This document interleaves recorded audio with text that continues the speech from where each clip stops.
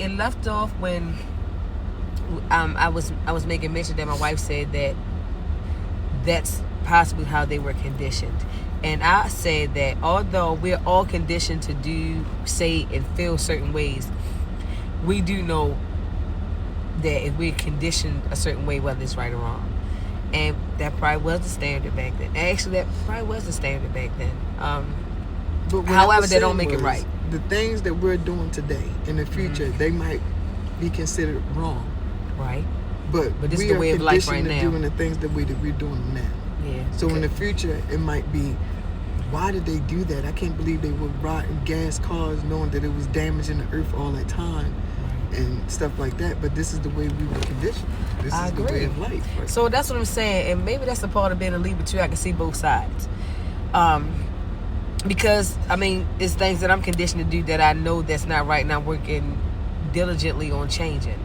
But that's the way of life, or that's the way I was taught, or the way I was raised, or the way I saw things. And I think that's for everyone. So I wasn't around, so I don't know if they felt like, I don't know how she felt or how he felt.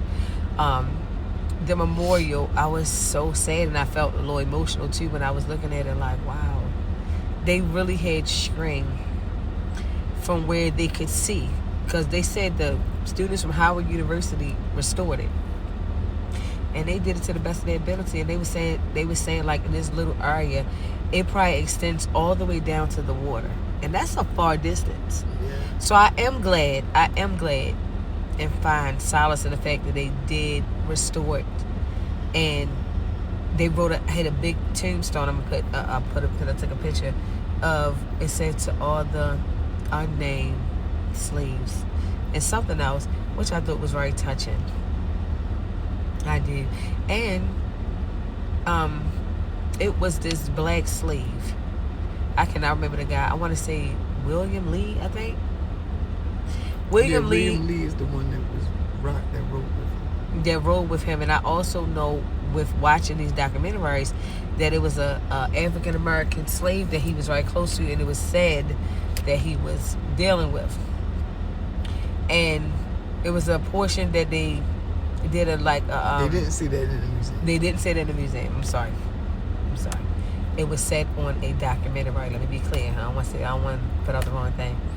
But we were in the kitchen, and we had a guy in there, and he spoke of someone named Frank.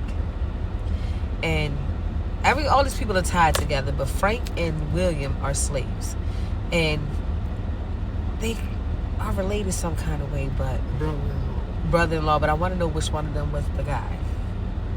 I did.